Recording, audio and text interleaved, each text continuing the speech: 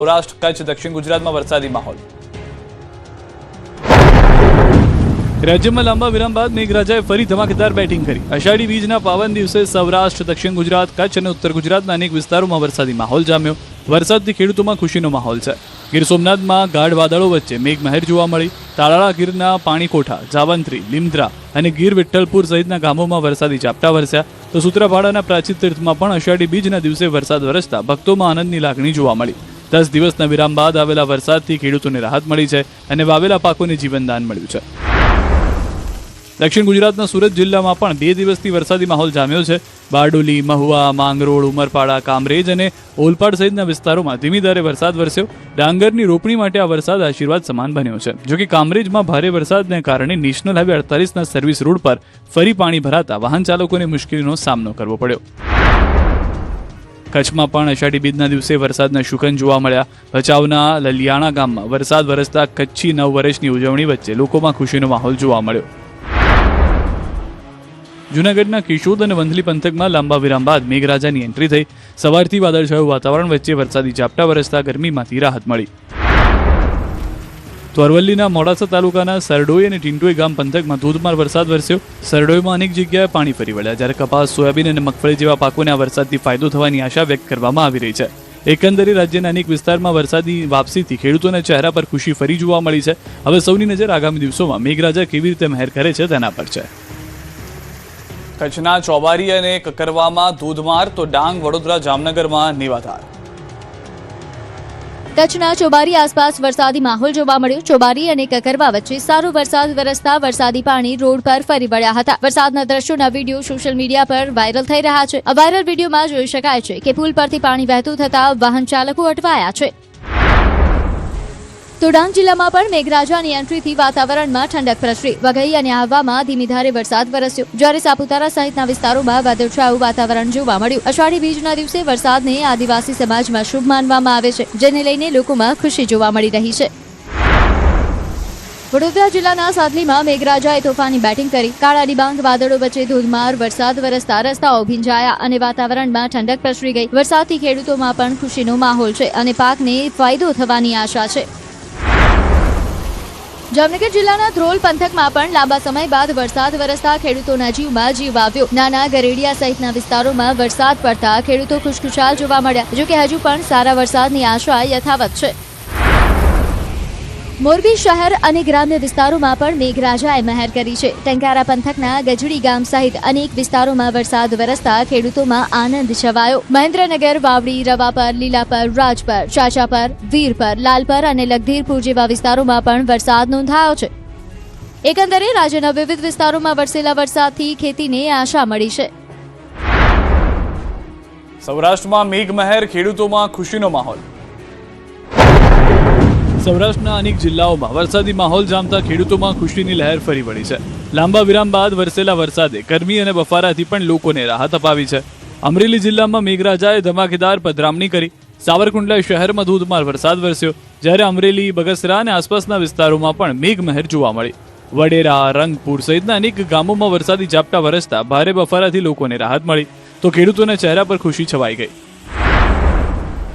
રાજકોટ સહિત સમગ્ર સૌરાષ્ટ્રમાં પણ અષાઢી બીજના દિવસે વરસાદી માહોલ જામ્યો। લોકવાયકા મુજબ અષાઢી બીજનો વરસાદ શુભ માનવામાં આવે છે અને આ વર્ષે પણ મેઘરાજાએ આ શુભ મુહૂર્ત સાચવતા ખેડૂતોમાં આશાનો નવો સંચાર કર્યો। વરસાદથી ખેતરોમાં હરિયાળીનું સ્વપ્ન વધુ મજબૂત બન્યું છે। આ તરફ રાજકોટના જસદણમાં પણ મેઘરાજાએ ધોધમાર બેટિંગ કરી। બપોરના સમયે જસદણના આકાશમાં કાળા ડિબાંગ વાદળો ઘેરાયા, જે થોડી જ વારમાં ગાજવીજ સાથે વરસી પડતા ધોધમાર વરસાદને કારણે પાણી વહેતા થઈ ગયા હતા। બોટાદ જિલ્લામાં પણ અષાઢી બીજના દિવસે મેઘરાજાએ ફરી મેઘમહેર કરી। વાવણી બાદ વરસેલો વરસાદ પાક માટે અમૃત વર્ષા સમાન માનવામાં આવી રહ્યો છે। ખેતરોમાં ભેજ વધતા પાકના વિકાસ માટે અનુકૂળ વાતાવરણ સર્જાયું છે। એકંદરે અષાઢી બીજના દિવસે સૌરાષ્ટ્રના અનેક જિલ્લાઓમાં વરસેલા વરસાદે ખેડૂતોને નવી આશા આપી છે। લાંબા વિરામ બાદ મેઘરાજાની વાપસીથી માત્ર ખેતીને નહીં પરંતુ ગરમી અને બફારાથી ત્રસ્ત લોકોને પણ રાહત મળી છે। હવે ખેડૂતોની નજર આગામી દિવસોમાં પણ વરસાદની આવી જ સતત મહેર પર ટકેલી છે। રાજ્યમાં રફતારના રાક્ષસો બેફામ થઈ ગયા છે। વડોદરામાં હિટ એન્ડ રન, સુરેન્દ્રનગરમાં સ્ટંટબાજ બેફામ। રાજ્યમાં ફરી એકવાર રફતારના રાક્ષસો બેફામ બન્યા છે. એક તરફ વડોદરામાં હિટ એન્ડ રનની ઘટના બની, બીજી તરફ સુરેન્દ્રનગરમાં ધમધમતા હાઈવે પર જીવલેણ બાઇક સ્ટન્ટનો વિડીયો વાયરલ થયો. વડોદરાના અમિતનગર સર્કલ પાસે કાર ચાલક રાહદારીને ટક્કર મારીને ફરાર થઈ ગયો. ઘટનાના સીસીટીવી સામે આવ્યા. સીસીટીવીમાં જોઈ શકાય છે કે ટક્કર બાદ વાહન અને રાહદારી 80 થી 100 ફૂટ જેટલા ઢસડાય છે. બીજી તરફ કાર પર આગળ પાછળ કોઈ નંબર પ્લેટ ન હતી. કાચ પર બ્લેક ફિલ્મ લગાવેલી હતી, જેથી આરોપીની ઓળખ કરવામાં પોલીસને મુશ્કેલી પડી. હાલ પોલીસે સીસીટીવીના આધારે ફરાર કાર ચાલકની શોધખોળ તેજ કરી છે. આ તરફ સુરેન્દ્રનગરના સાયલા નેશનલ હાઈવે પર કેટલાક યુવાનો જીવના જોખમે બાઇક સ્ટન્ટ કરતા જોવા મળ્યા. બેફામ ઝડપે કરવામાં આવેલા આ સ્ટન્ટથી અન્ય ચાલકોમાં પણ જીવ જોખમમાં મુકાયા હતા. વિડીયો વાયરલ થતાં હવે સ્ટન્ટબાજો સામે કડક પોલીસ કાર્યવાહી કરવાની માંગ ઉઠી છે. સુરતના રાંદેર તારવાડી પાસે એસટી બસ અને કાર વચ્ચે અકસ્માત સર્જાયો. એસટી બસના ચાલકે કારને અડફેટે લીધી હોવાનો આરોપ છે. કાર ચાલકને ટક્કર માર્યા બાદ બસ રેલિંગમાં ઘૂસી ગઈ. અકસ્માતના કારણે થોડીવાર માટે અફરાતફરી મચી ગઈ. પોરબંદરમાં પુત્ર બન્યો કપૂત, પિતાની હત્યાનો આરોપ. પોરબંદરમાં માનવતાને શરમાવી તેવી ઘટના સામે આવી. માત્ર 11 માસના માસૂમ બાળકનું ભીખ મંગાવવાના ઈરાદે અપહરણ કરાયું. જોકે ફરિયાદ બાદ પોલીસે ફિલ્મી ઢબે ઓપરેશન પાર પાડ્યું. ગણતરીના કલાકોમાં બાળકને હેમખેમ છોડાવી આરોપીઓને ઝડપી પાડ્યા. ફરિયાદ મળતા પોલીસે તરત જ જિલ્લાના તમામ પ્રવેશ અને બહાર નીકળવાના માર્ગો પર નાકાબંધી કરી સાથે સીસીટીવી ફૂટેજ અને ટેકનિકલ સર્વેલન્સ આધારે તપાસ શરૂ કરી. તપાસ દરમિયાન જાણવા મળ્યું કે આરોપીઓ બાળકને લઈને બસ સ્ટેશન પહોંચ્યા હતા અને ત્યાંથી એસટી બસમાં બેસી ફરાર થયા હતા. માહિતી મળતા જ પોરબંદર એલસીબી, વેરાવળ એલસીબી, કીર્તિ મંદિર અને કમલાબાગ પોલીસ ઉપરાંત ડી સ્ટાફ અને એસટી ડેપોના કર્મચારીઓએ સંયુક્ત ઓપરેશન હાથ ધર્યું. પોલીસે ફિલ્મી ઢબે એસટી બસો પીછો કરીને માંગરોળ નજીકથી અપહરણકારોને ઝડપી પાડ્યા અને ગણતરીના કલાકોમાં બાળકને સુરક્ષિત રીતે મુક્ત કરાવી તેની માતાને સોંપ્યો. આરોપીની પ્રાથમિક પૂછપરછમાં આરોપીઓએ ભીખ મંગાવવાના ઈરાદે બાળકનું અપહરણ કર્યું હોવાની કબૂલાત કરી. આરોપીઓ સામે અપહરણ સહિત ગંભીર કલમો હેઠળ ગુનો નોંધવામાં આવ્યો છે અને સમગ્ર રેકેટની તપાસ પણ શરૂ કરવામાં આવી છે. સાથે પોલીસે વાલીઓને પોતાના બાળકો પ્રત્યે સાવચેત રહેવા અને કોઈપણ શંકાસ્પદ વ્યક્તિ કે પ્રવૃત્તિ અંગે તાત્કાલિક પોલીસે જાણ કરવા અપીલ કરી છે. વડોદરાના વાઘોડિયામાં 4 પગનો આતંક, દીપડાનો 2 લોકો પર હુમલો, એકનો કાન કાપ્યો. વડોદરા જિલ્લાના વાઘોડિયા તાલુકાના ફલોડ ગામમાં 4 પગના આતંકે હાહાકાર મચાવ્યો. દેવનંદી કાંઠાના વિસ્તારમાં શિકારની શોધમાં ગામમાં ઘૂસી આવેલા દીપડાએ ઘર આંગણે ઉભેલા 2 વ્યક્તિ પર અચાનક હુમલો કરી દીધો. દીપડાના હુમલાથી બચવા એક આધેડે હિંમતપૂર્વક તેનો સામનો કર્યો, પરંતુ આ દરમિયાન દીપડાએ તેમને ઈજા પહોંચાડી. કોલાહલ અને લોકોની ભીડથી ગભરાયેલા દીપડાએ ભાગતી વખતે અન્ય એક આધેડ પર પણ હુમલો કર્યો અને આધેડનો કાન કાપી લીધો. દીપડાના આતંકથી ગામમાં અફરાતફરીનો માહોલ સર્જાયો. ગ્રામજનોએ લાકડીઓ અને દંડા દઈને દીપડાનો પીછો કર્યો. ગામની ગલી ગલીમાં દોડધામ બાદ આખરે દીપડો નાસી ગયો. બીજી તરફ ઘટનામાં ઈજાગ્રસ્તને 108 એમ્બ્યુલન્સની મદદથી નજીકની હોસ્પિટલમાં ખસેડવામાં આવ્યા. સદનસીબે બંનેની સ્થિર હાલત જોવા મળી રહી છે અને કોઈ જાનહાની થઈ નથી. ઘટનાની જાણ થતાં વાઘોડિયા વન વિભાગની ટીમ પણ તાત્કાલિક સ્થળે પહોંચી હતી. ગ્રામજનોએ દીપડાને વહેલી તકે પાંજરે પૂરવાની માંગ ઉઠાવતા વન વિભાગે વિસ્તારમાં પાંજરા ગોઠવવાની કામગીરી શરૂ કરી છે. સ્થાનિકોનો દાવો છે કે વાઘોડિયાના ઇતિહાસમાં પ્રથમવાર દીપડાએ માણસ પર હુમલો કર્યો છે. હાલ સમગ્ર વિસ્તારમાં ભયનો માહોલ છે. નવસારીના ચીખલીમાં શાળાના પરિસરમાં દીપડો ફરતો જોવા મળ્યો.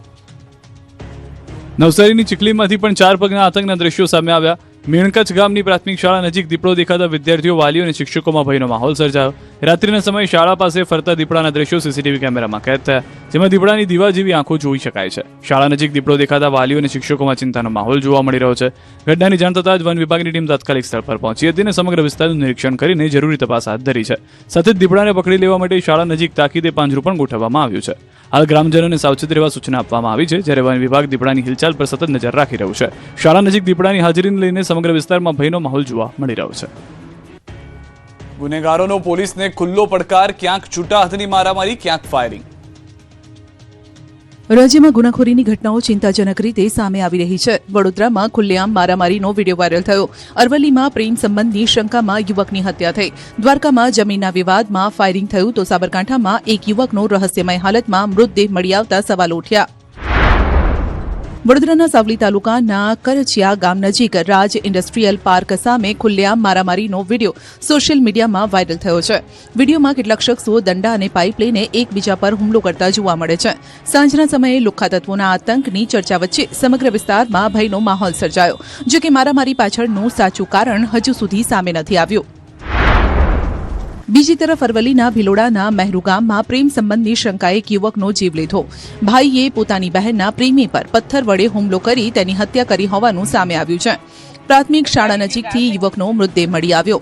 પોલીસે આરોપીની અટકાયત કરીને વધુ તપાસ હાથ ધરી. દ્વારકાના નાવદરા ગામમાં જમીનના વિવાદે હિંસક સ્વરૂપ ધારણ કર્યું. ડેમ પાસેની વિવાદિત જમીનને લઈને થયેલા ઝઘડામાં ફાયરિંગ થયું, જેમાં